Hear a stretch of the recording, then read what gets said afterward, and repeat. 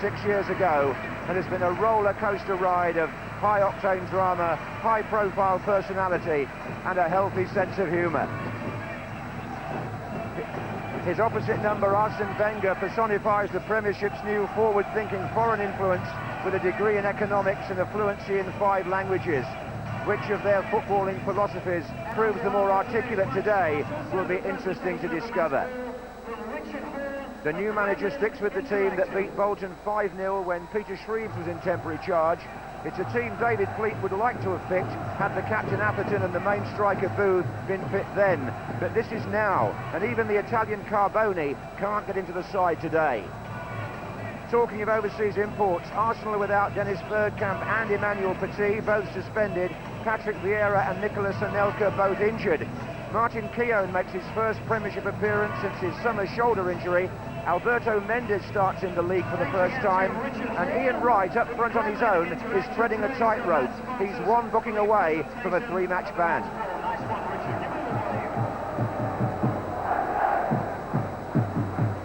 Keith Burge of Tonapandi's whistle signals the start of a new era here at Hillsborough. Arsenal bring their championship credentials, but it's a ground where they only won once in their last 13 visits, the Gunners. And this is Di Canio with the white boots in action early on for Sheffield Wednesday. Mark Pembridge here at left back, and the main striker is Booth, just as Wright will be for Arsenal. Both teams starting with only 1 pushed right up.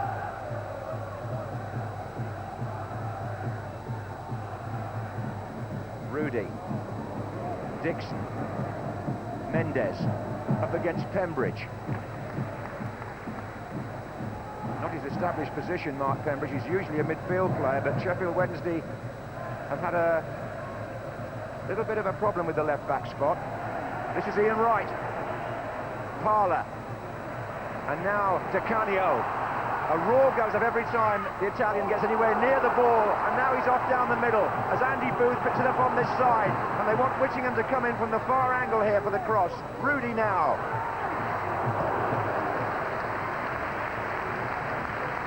He's going to be a popular figure here too, I think, the Norwegian. And in the middle there of that move was Paolo Di Canio.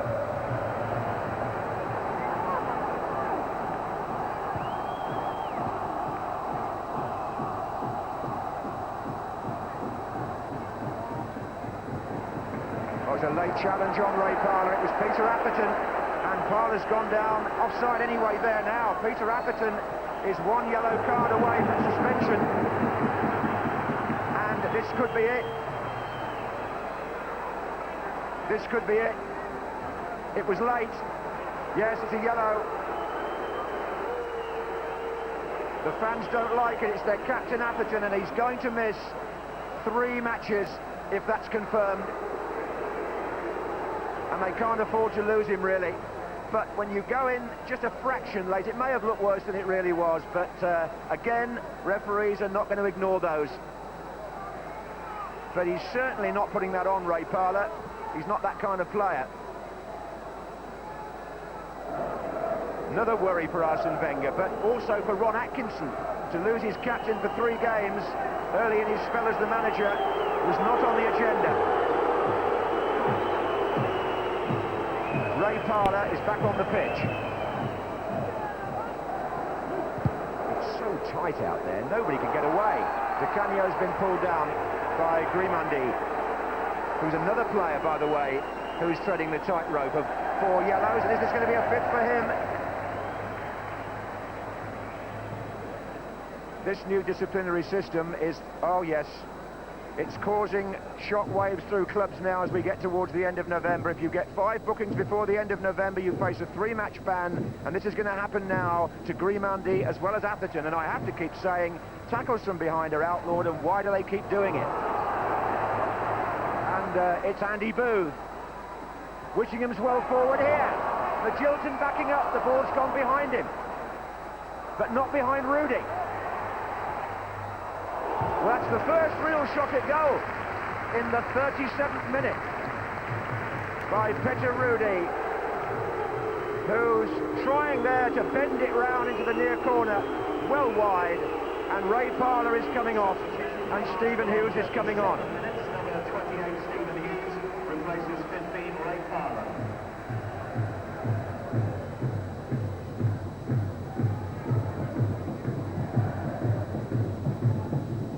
It's, to say the least, a very cagey match this, but Ian Wright may be the man to change all that. David Platt's making a run into the penalty area. Here's Overmars. Right again. That's good. Oh, and the header by Hughes. He's just come on. Good chip over. But Stephen Hughes, it was his first touch. Having substituted Ray Parlour, he got into a better position than anybody has so far in the whole half. Comes in here for a firm header. What a good tip over by Kevin Pressman. Pressman comes out again. Oh, he's dropped it. And Platt shoots, and Wright's there. And Sheffield Wednesday rocking behind the goalkeeper, who almost dispossessed himself. Platt can't believe it. Well, he seemed to have that under control, Kevin Pressman. He's had a wipe of the old gloves with the towel. It slipped from his grasp. And Arsenal here are threatening. Well, that was David Platt in familiar territory, applauding the corner.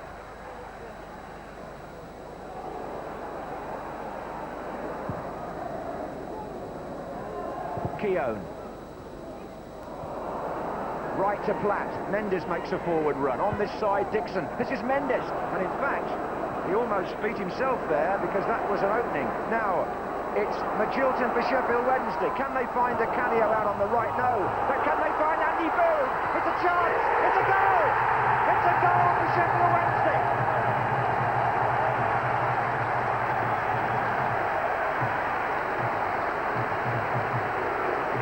Andy Booth, the hat-trick hero against Bolton, is given a goal that never looked like coming until then. Well, what were Arsenal doing? Sheffield Wednesday had not really made a chance until now, and it's that misplaced back pass that causes all the trouble. Andy Booth just had to slot it underneath Seaman after 42 minutes. You have to say it's a good finish, but you also have to say it's the first time Arsenal have looked in any danger.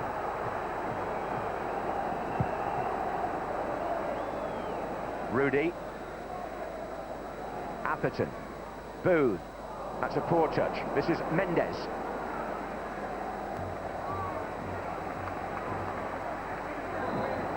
Well, they only pressed the excitement button about 5 minutes before the end of the half, but then we saw some drama which led to Andy Booth scoring the goal by which Sheffield Wednesday lead on Ron Atkinson's first day.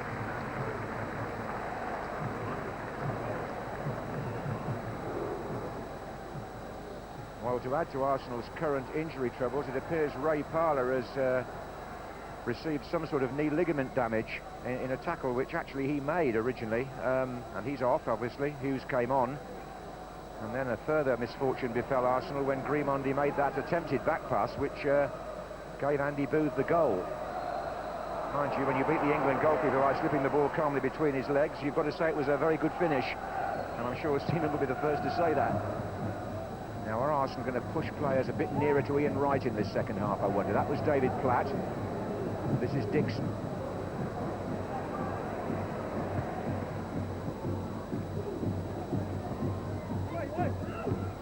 De Canio. That's good skill. Bembridge gives it back to him.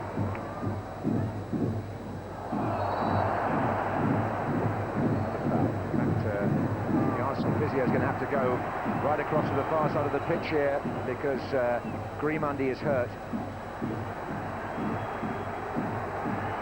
Well, this really is testing Arsene Wenger's squad, this succession of injuries which have ruled out the likes of Vieira and Anelka today, and they're waving signals from this side of the pitch. Grimaldi is not coming back, and Scott Marshall, number 25, is coming on. Scott Marshall replaces number 18, Booth wants the cross now. Oh, it's come to De Canio. Skill on the line by the Italian, and surely off an Arsenal player finally into the goalkeeper's hands. Oh dear. They were fortunate there. Wright just trying to beat the offside trap. Overmars has a look up to see. He's got Winterburn steaming down outside him. This is Ray again. Platt. Dixon. Right in the centre. Ray! Best chance of the match for Arsenal. Hasn't been on more than a few minutes, Christopher Ray. But it was a good move, and it was a well-delivered ball by Lee Dixon. And, well, you can't really blame him too much. It didn't go far wide, and Pressman was in no position to have made a save had it gone just inside the post.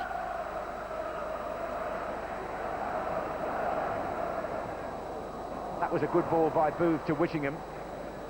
Di Canio has operated more on the left in the second half in cohorts with Rudy, who's on the ball now. Booth, Di Canio. Good running by Rudy. A chance for Sheffield Wednesday. Oh, he lost his bearings, but he's still got it now. Whittingham's in the centre. Oh, and opportunity goes begging twice over for the home side. Don't think Guy Whittingham read the second ball. But really, perhaps Rudy should have done more with it the first time round.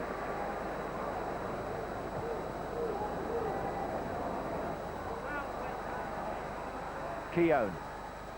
Right in the centre. Oh, one too many Sheffield Wednesday heads perhaps in there also. It's going to be an Arsenal throw. Their travelling supporters just urging them forward here. It's going to be a pick-up for Marshall. Platt. Ray. Good football. Overmars. That was the... Oh, it's hit the referee, the ball. And Wright lets it go to Dixon. Oh, that was extremely close for the fullback. Lee Dixon has picked up some very fine positions in this second half, and that was one of them. The first shot hit the referee here. Overmars laid it square, and look at that. It's Stephen Hughes off the referee, then off a Sheffield boot, and Ian Wright was aware that Lee Dixon was in a very good position, and that can't have missed by very much. It's a studied effort. Yes, it just goes wide of the post.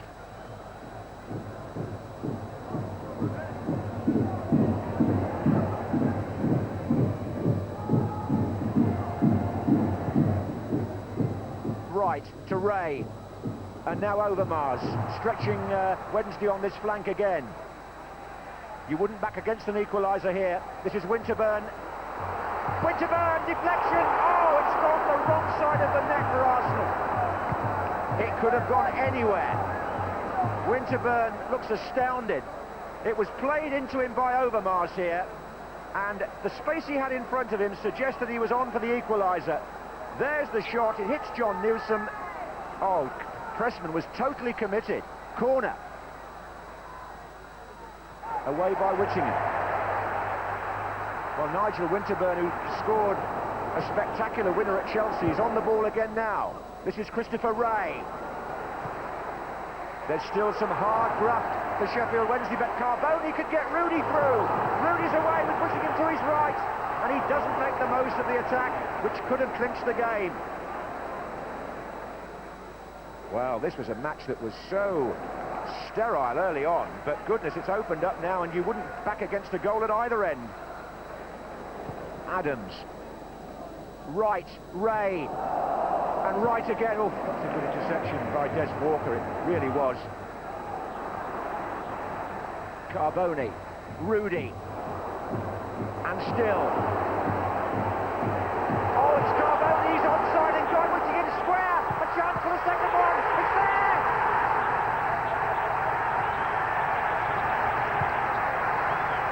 Guy Whittingham gets the goal that surely clinches the victory. Oh, the celebrations are going on all round the ground.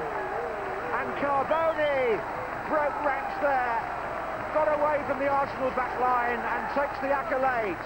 But the awareness of the little Italian, Ron Atkinson will point to. There are players here in that position who wouldn't always know what was on square. But look at Whittingham.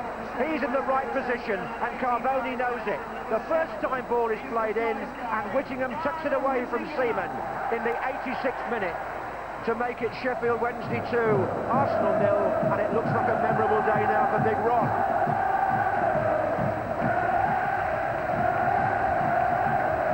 Well, Arsenal had pushed up, looking for the equaliser, and it needed the fresh legs of Carboni to come on and give Whittingham a chance which he took extremely well.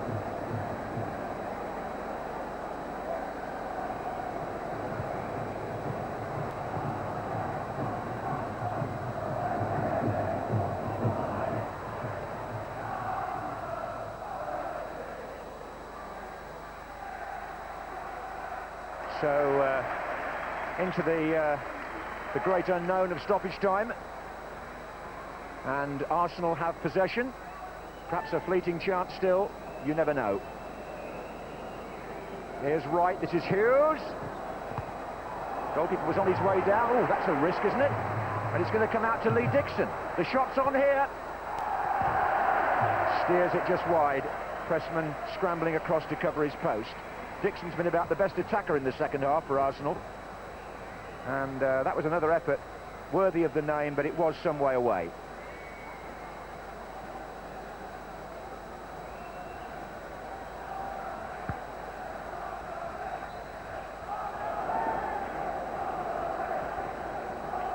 Well, this looks like a happy homecoming.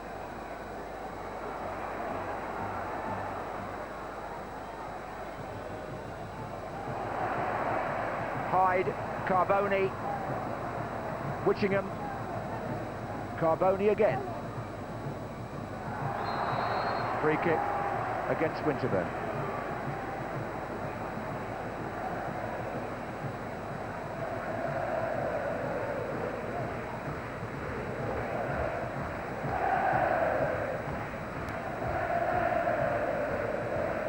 They're not hurrying over this one. It's in by Carboni in the end. Here's Rudy. Booth and Hyde in the centre. Here's Booth. There's Hyde. Here's Whittingham. And Rudy's coming in from this side as well. He's given a goal kick.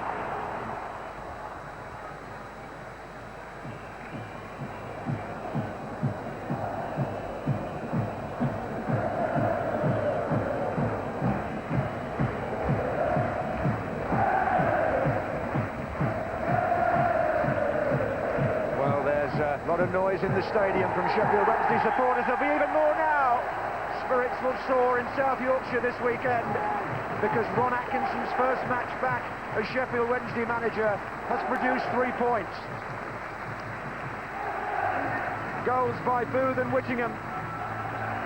Enough to defeat Arsenal, who had a spell in the second half when they looked to be in the game, but in the end, without the flair of Bergkamp and Vieira, they had to take second best to a Sheffield Wednesday side who rose to the occasion.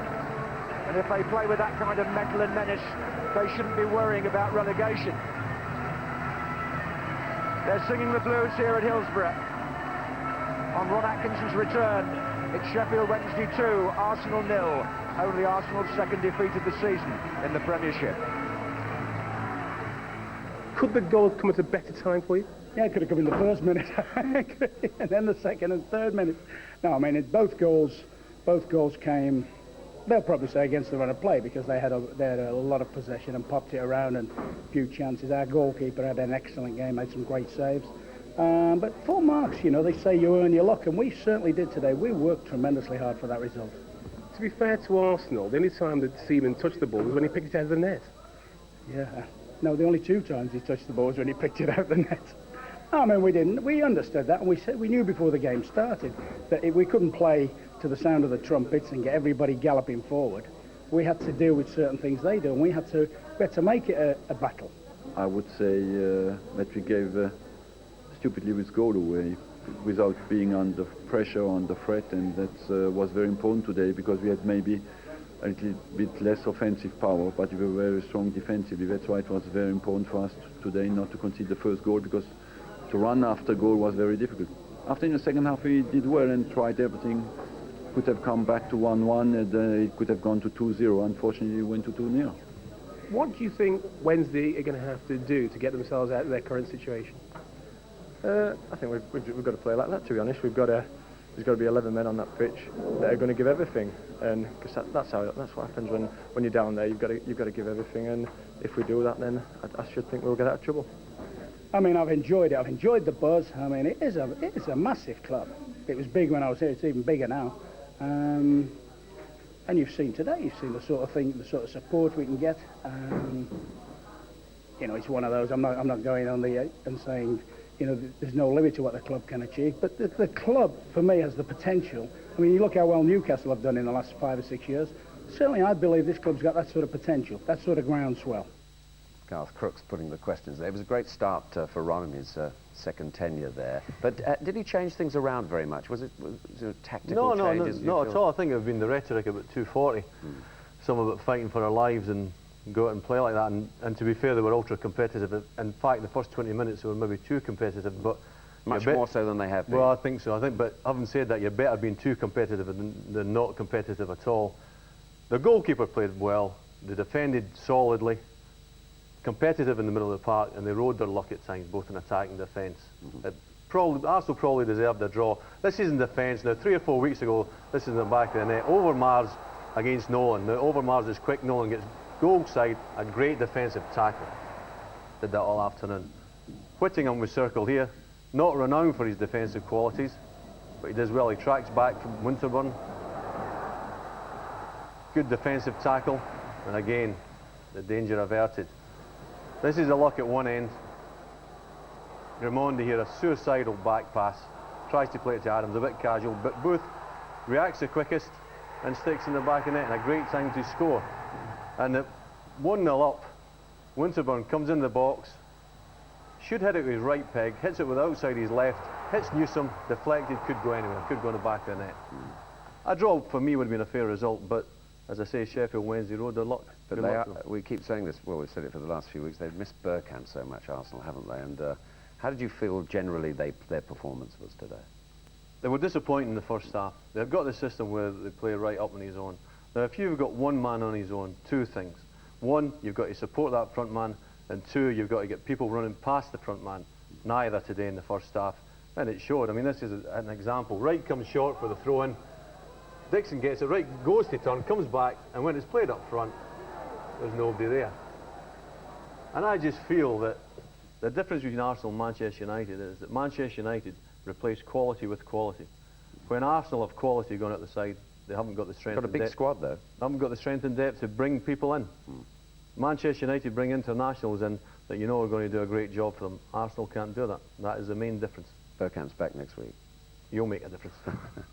Now, before our second main game, a quick look at what happened at Anfield. Liverpool's visitors were the division's whipping boys so far. Barnsley, they'd shipped no fewer than 24 goals in their last 5 away games. I thought I'd had a dozen heart attacks the second half, seemed so long, said Barnsley manager Danny Wilson afterwards. This was Barnsley's best day in the Premiership, and the victory takes them off the bottom. Liverpool missed a hatful of chances. Karl-Heinz Riedler, the chief culprit. Liverpool, who'd won their previous 5 home matches, were beaten by Ashley Ward's strike. James appeared to have pulled Liddell down, but as play continued, the ball cannoned off Berger, and Ward took his chance.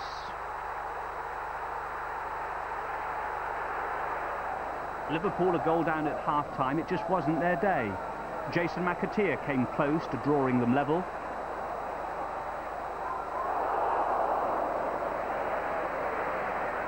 Undeterred by his earlier miss, Karl-Heinz Riedler had another crack, but he really was having a bad day at the office.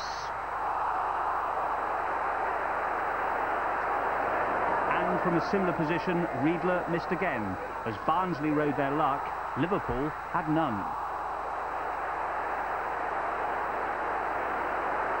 It was Barnsley's first visit to Anfield since 1959. It was a day to remember for everyone. Well, Danny, was this your best day in the Premiership, do you think? The result-wise, yeah, but for the second 45 minutes was very nerve-wracking from my point of view.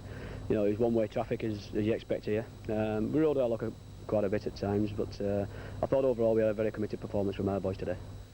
That was a nightmare result for Liverpool. Well, you've got to give Barnsley a bit of credit. A lot of people have got them down, but they've had some nice results, you know, in the Premiership this season. They've had some bad ones, but give them credit. Liverpool, no excuses whatsoever. The next 2 games are critical for the season.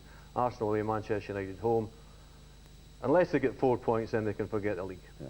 It was a comic goal, really, wasn't it, Trevor? But those sort of things happen. But it was the fact that Liverpool couldn't score today. Yeah, I think even on the pen, you've got to. I mean, all right, bad control from Berger, but Little did well because he's gone round James. I thought it perhaps might have been a penalty at that stage, and a lot of people would have laid down looking for the pen, but he's popped up, squared it back. It's all credit to him there. That's right, and then they've got the momentum, and to hang on that long because it was a relatively early goal, and then backs to the wall job in the second half. But they've defended superbly, so great credit, and who knows, that might be that little result they've been looking for. Okay.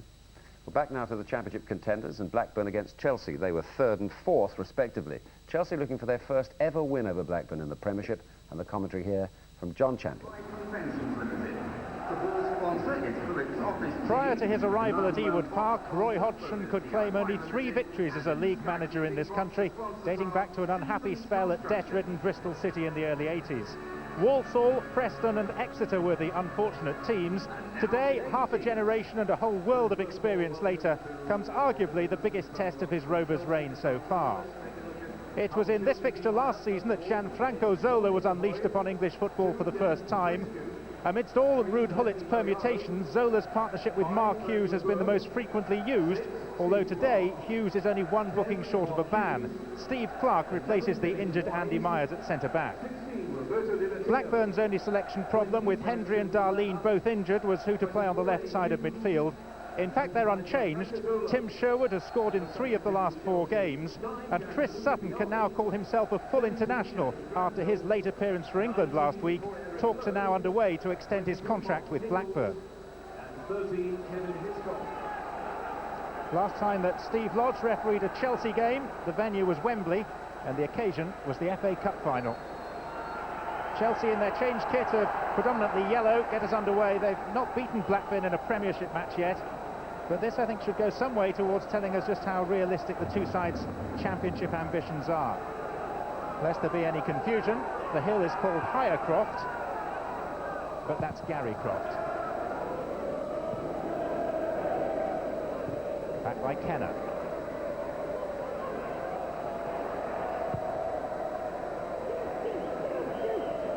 Babayaro. Wise. No free kick. And this is Gallagher. Flitcroft surging through the middle. Gallagher did well. Gary Croft. LeBeuf. Now Wise. Di Matteo. Offside against Zola. All very neat. Zola was clearly offside. And that'll be a free kick.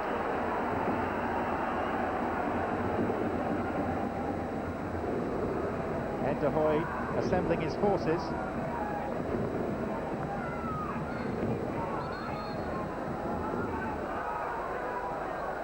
Ripley to take. And the shot from Gary Croft.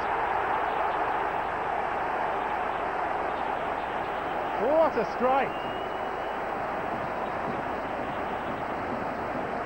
And what a way to record your first goal for Blackburn Rovers. Not too much wrong with the header out, except it lacked distance. But the power of Croft's shot was awesome.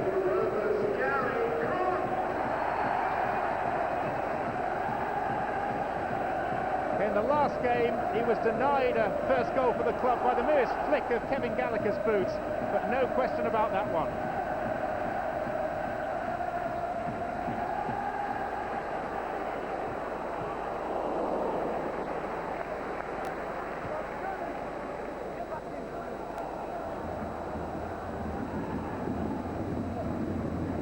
Sinclair. Mark Hughes left it for Wise. Lovely touch. This is Dennis Wise. Well, it was a lovely move by Chelsea, thwarted only by the excellence of Tim Flowers in the Blackburn goal. Got his angles precisely right, Tim Flowers. But it was a move that really deserved something at the end of it. But all they've got is a corner. Wise. Zola. Sinclair.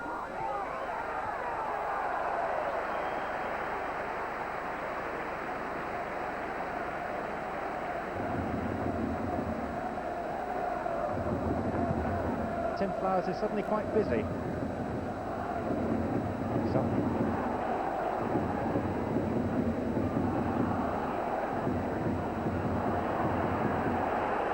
Wise. And Zola is onside. Keeper's come out. Has timed it well, but Zola could run the ball in. But for the challenge of Jeff Kenner. Magnificent anticipation from the fullback. Flowers was unfortunate in that he fly-kicked the ball straight against the Italian, and but for Kenner's intervention it would have been 1-1.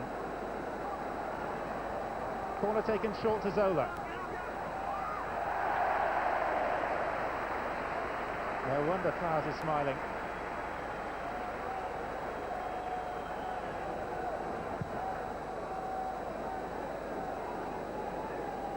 Caballero.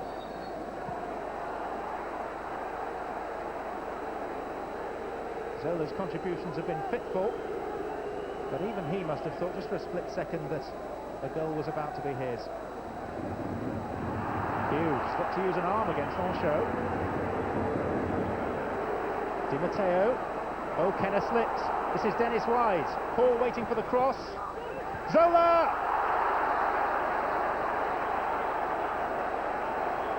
Well, Wise holds his head. But what was Zola doing with his?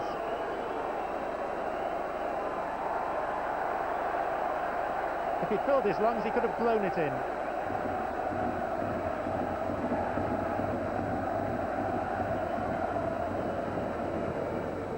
Forward by Croft. LeBeuf. Newton. Zola. Where Croft has to be careful. Broken Chelsea's way though. Dennis Wise. Precious little time left in this first period.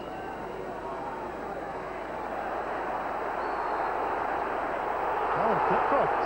There's how the free kick given against him. Flipcroft, I think, and Roy Hodgson both feel a little hard done to. Whistles around Ewood Park, which will intensify if Chelsea score from this. Zola says he's got a good feeling about his free kicks at the moment. Let's see. Deflected. And half-time. Chelsea were asking for a corner. The referee's whistle goes for the midway point of a match which is nicely poised, despite the fact that Gary Croft has put Blackburn in front with his first goal for the club. Chelsea improved as the half went on and might have equalised, but for Jeff Kenner's goal line clearance. That denied Gianfranco Zola, who then, unusually for him, missed an open goal with a header from point-blank range. And hence, at the midway point, Blackburn have a slim advantage. Chelsea have yet to beat any fellow members of the current top six in the table. And as Blackburn gets underway for this second period, they have a lot to do if they're to rectify that record today. Blackburn have got the free kick, which Ripley is going to take. Sherwood, one of 5 Blackburn players inside the penalty area. And there is Sherwood, and Sutton, and it's still in play. Sherwood again, Sutton. Well, that was the Sutton and Sherwood show.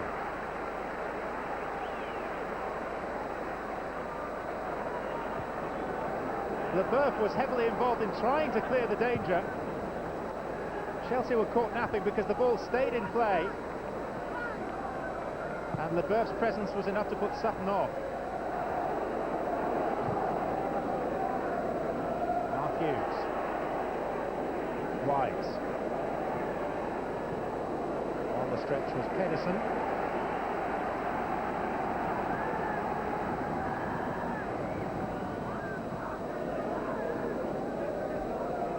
Caballero. Zola. Sinclair. Plenty to aim for with the cross. This is Wise, and Zola! Another chance goes begging from a man who you would expect to score more often than not from that sort of position. In fairness, Blackburn had the post covered. Even so. Just short of 28,000 inside Ewood this afternoon.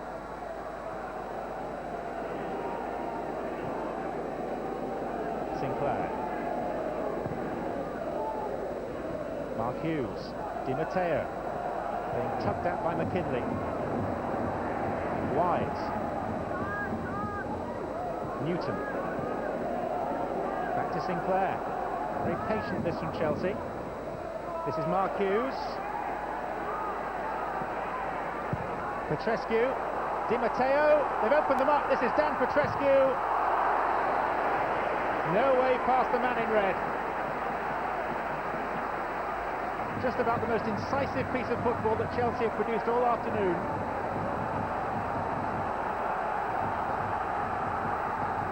And Flowers spread himself so well.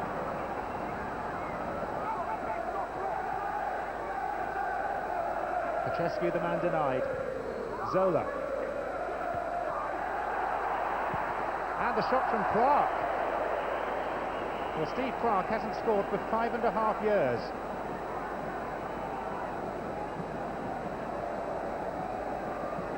Therefore, had that ball dipped beneath the bar, there would have been a slight air of disbelief.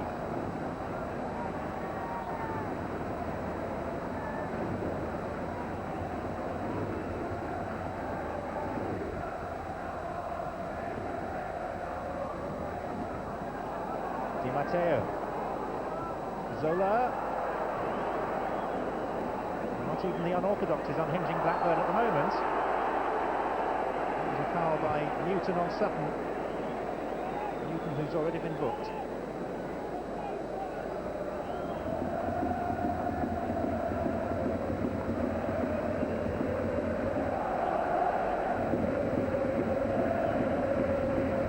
Turner Pedersen. Lebert's header. It's a corner. One or two mystified faces in the Chelsea defence. Lack of communication. Jason Wilcox will swing this one in. Out by Lebert. Croft. Wilcox. Still plenty forward. Sutton! A fraction away.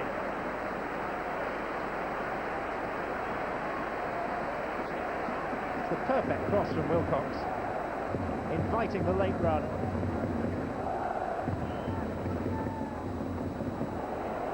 Wise for Chelsea. Zola. Blackburn retreating. Mark Hughes. He and Flo were not on the same wavelength. Flo long wave. And Hughes medium wave.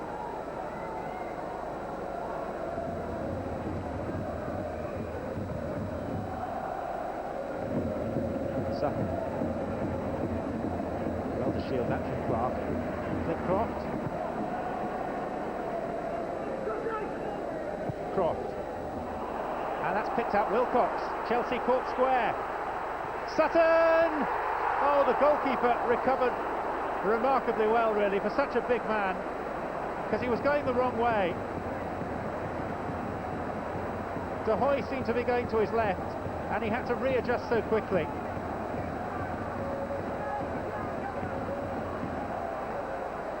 .6'6" and still agile enough to get to that. Sutton thought he clinched the game.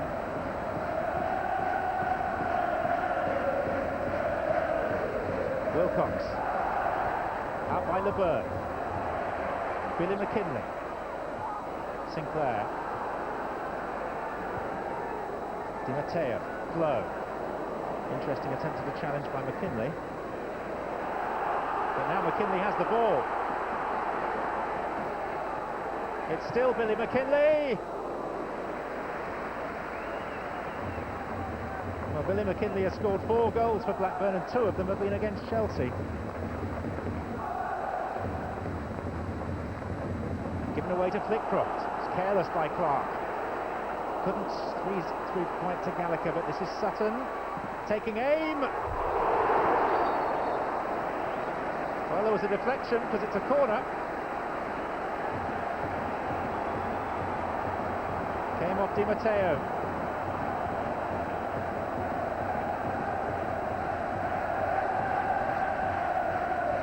Blackburn have mustered all their available height for this set piece.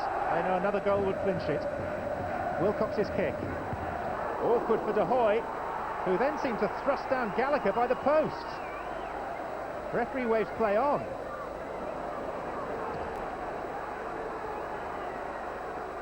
But De Hoy got into quite a tangle by the post with Kevin Gallagher.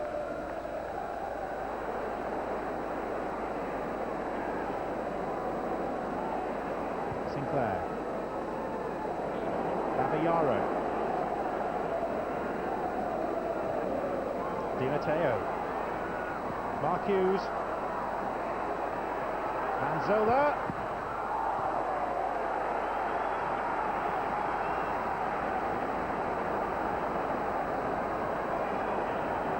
Flowers was intent on guarding the post, whether he held it or not.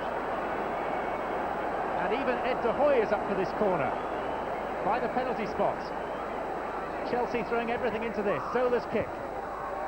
And now De Hoy is way out of goal. If Billy McKinley is aware of the situation, De Hoy is still inside the wrong half. And any of the Blackburn players could have a pot shot. The flag is up, and Tim Sherwood is furious with the referee's assistant. Sutton's been brought down. And a glorious opportunity for Blackburn has been wasted.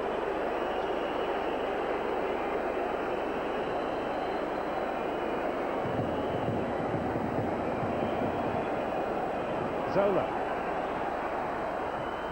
Wise. Sinclair.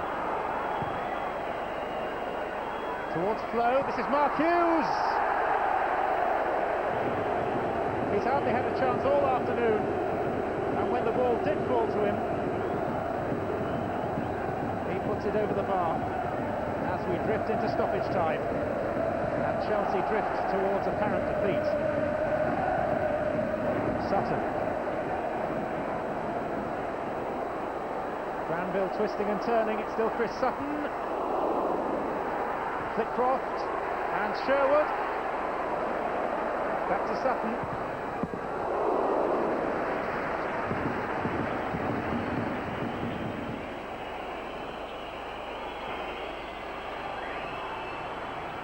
Hughes. Di Matteo. Babayaro. Flo.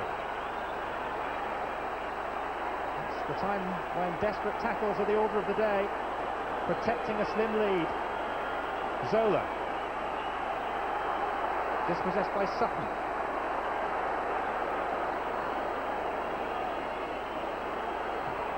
Granville. Commanding figure, Tim Flowers.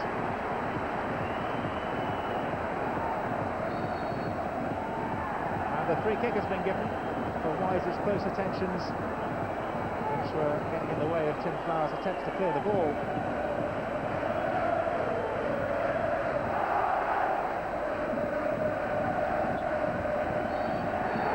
That's the whistle. Blackburn have held on to Gary Croft's 11th minute goal, and it's a result that tells us a great deal about their aspirations and also a great deal about Chelsea's. Tim Flowers was outstanding for Blackburn. Zola missed a hat-trick of very presentable chances.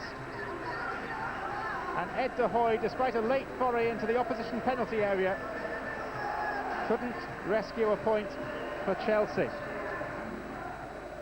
I thought that our second half performance was good. I didn't think our first half performance was as good as it should be, certainly in terms of our attacking play. But it was a very exciting game, and we've got to, be aware as well that we're playing against a very good side, Chelsea, with excellent front players capable of causing problems to all teams. Chances were there, a lot of chances also.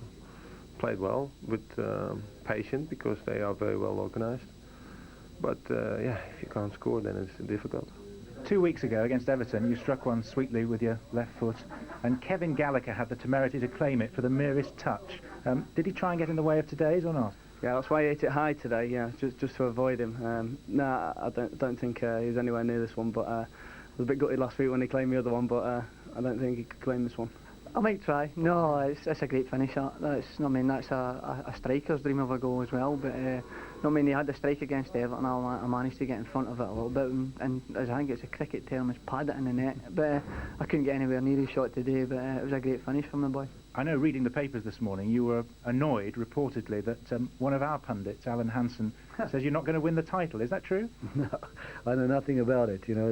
Please tell Alan Hansen not to read the newspapers, because I speak very rarely to the newspapers, as little as I can, and I'm quite happy for your pundits to say and think whatever they think, and this must be something else. I don't even know to what they're referring, quite honestly. Did you say Blackburn would not win the championship? I didn't say that. I must have missed something here, because I thought I said that Roy was a very good manager with a very good team. I've got a problem with Roy or his team. I've got a problem with you. You set me up at least twice a year. You set me up, no. And I fall for it every time. Every single time. I'll tell you precisely what happened. I said, can Blackburn win the championship? And you said to me, what you want me to say is that they won't. And I remember saying to you, you can say what you like. So I'm on Roy's side. I mean, you can say what you like. Oh, you'll be on everybody's side bar mine. That's correct, is it? Let's move to Trevor and ask about Chelsea. They've had 5 defeats now. Thankfully, Chelsea. I mean, I wasn't going to give Blackburn any stick after that anyway.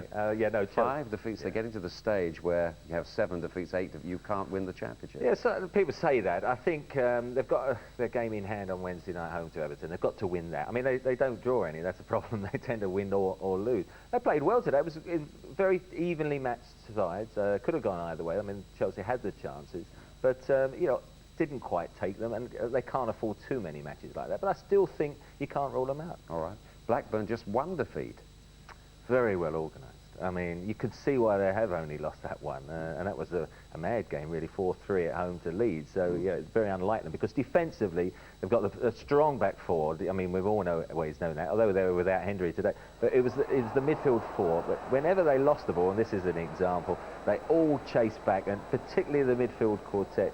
You've got them working their way back, as you see, in that centre of midfield. So although Chelsea have kept possession quite well, once they shove Petrescu across the middle, you'll find it's Ripley who comes in and picks this one up. But you can see across that midfield quartet there, Sherwood, McKinley, and also Flitcroft all tackling back. Here again, you think in this situation, 1 against 1, Zola's going to give a good opportunity. But look how many men get back in that penalty. In the end, it's 5.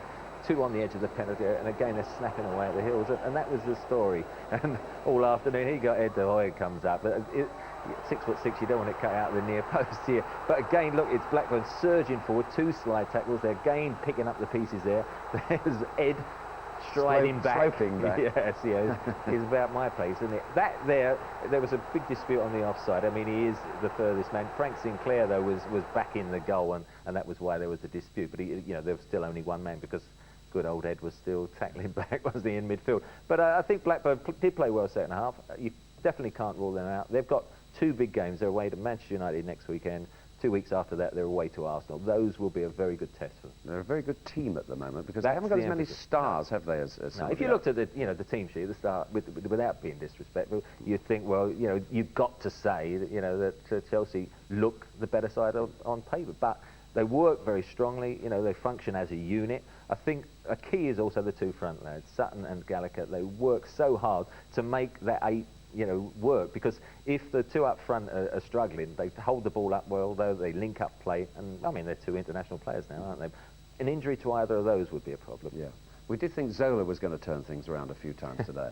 Well, he had chances. I mean, what was his sort of 1-year anniversary, and great chances as well, which normally he should have tucked away. I mean, Dennis Wise, ironically enough, was the one who kept setting him up. Here's a through ball, probably the hardest, because he's worked harder. He might have made contact before they actually almost collided there, but you've got to say he didn't fancy the 50-50 there with Jeff Kenner, who does well tackling back again. The header now, I mean, Dennis Wise hangs it up there. You couldn't have put it more perfectly, and it was almost harder to put that by the post, a defensive header, wasn't it? I mean, and he should have done that. Then this is 10 minutes before half-time, those 2 chances, now 5 minutes into the second half. And again, little Dennis Wise gets a header, bounces in, there's no one challenging him. It doesn't matter which foot it's on, but he dragged that wide.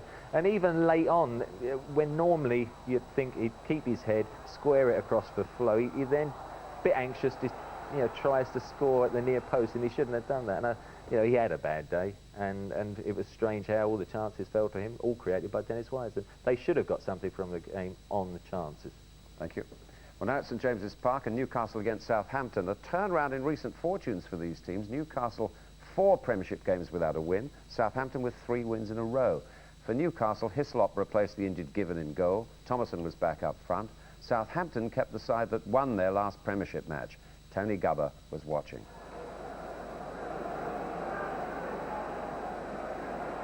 Here's Keith Gillespie. First of what should be many runs down that flank by the Northern Ireland international. Kitsbaya. Oh, he's dipping! What a vicious dip on the end of the shot by the Georgian international in the first few seconds.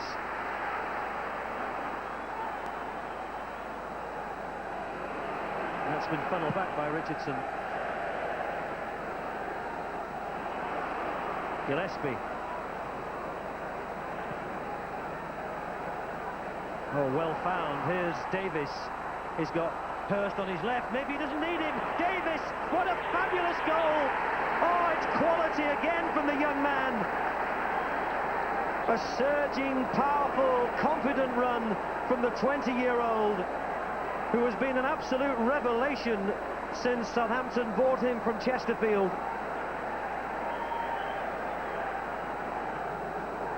Newcastle have only suffered 1 home defeat in the Premier Division. That was against Wimbledon in September. Barnes, super header, and a super save from Jones. Newcastle's best moment. Lundekvam, dispossessed by Rob Lee. Oh, there are groans of disapproval and dismay again at St James's Park. Now, Thomason, he'll get to this first. Well, there was a hand on his shoulders by Lundekvam. It's all down to how Dermot Gallagher interprets this. Thomason crumbled like a pack of cards. There didn't appear to be that much physical contact, but there was definitely an arm on a shoulder. And Lundekvam, the Norwegian international, may be a lucky boy to be shown only yellow. Barnes takes it! Well, he just gave himself a 2-stride run-up, John Barnes, and then tried to place it in the corner. Gillespie will take the free kick into a crowded 6-yard box, just punched up by Jones. Off the line by Benali. Gillespie knocks it back. Peacock's there. Watson couldn't keep it down. Barnes. Albert.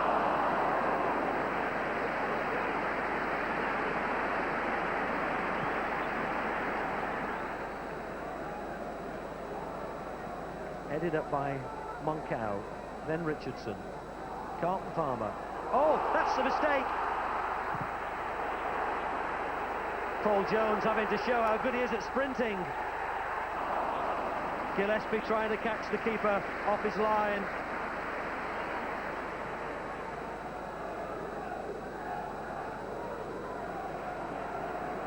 David Batty funnels it nicely to Gillespie. Oh, hit the post! John Barnes! John Barnes, the veteran at 34, gets Newcastle back into the match. But all the credit really goes to Gillespie's surging run that had Benali backpedaling. The shot across Paul Jones hit the post. Barnes plants his 4th Newcastle goal.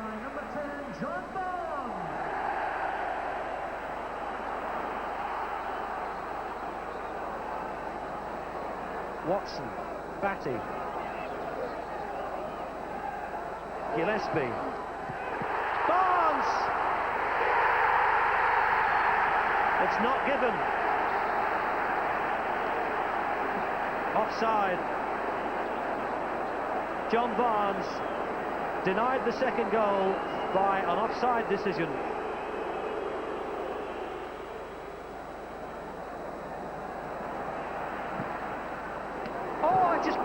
of the bar by David Hurst, and there are suggestions from Southampton players that Shaka Hislop may have brushed it with his fingers.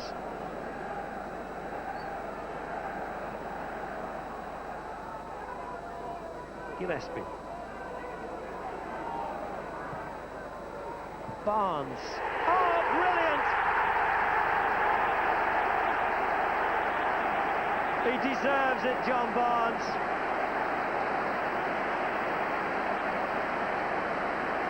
A superbly directed header, virtually unsavable.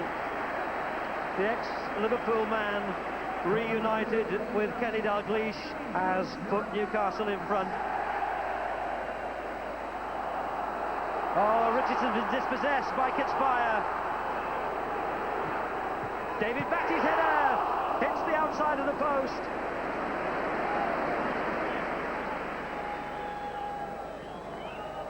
Inside the final minute. Moncau helps it on. Oh, Albert's not made contact. Here's Basham.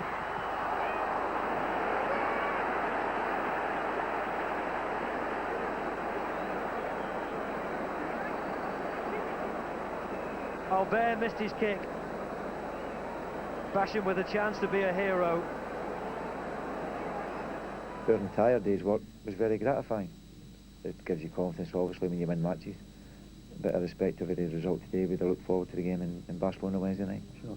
You brought John Barnes here when people might have wondered about that decision, and today he was your hero. Got 2 goals for you, and he might have had a hat-trick. Well, it's not the first time, and I don't think it'll be our last either. As I say, people have opinions about soccer, and they're quite entitled to those opinions. But managers are the ones that have to make the decisions about players coming and players going. And that's what you stand or fall by. And certainly today, John deserves the credit for the 2 goals he got, and unfortunate not to get a hat-trick. How many chances do you think you had in that game? A few. Most of them were half chances. A lot of them were skirmishes. But, you know, I'm no Alan Shearer, but, you know, I enjoy playing up there. And as I said, the main thing is to win the match, and we did. Well, everybody wrote us off, but to be fair, we didn't have the players from the treatment room back on the pitch, and now we've got them, and now we've brought 1 or 2 faces in, and they're starting to settle down.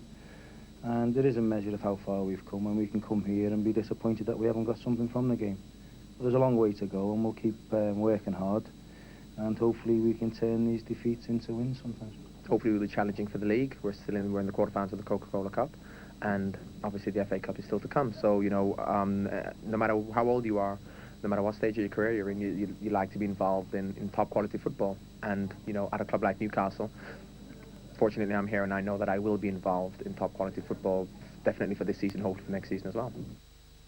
Right, 3 more matches to catch up on now, beginning with Derby County against Coventry City. Derby manager Jim Smith must have been just a little worried. In their previous league match against Leeds, they were 3 up and ended up losing 4-3. The same story today, but this time no slip-up, as Francesco Baiano started the ball rolling. Derby County's second of the afternoon came from the penalty spot. Baiano, who's now scored 9 this season, was again involved.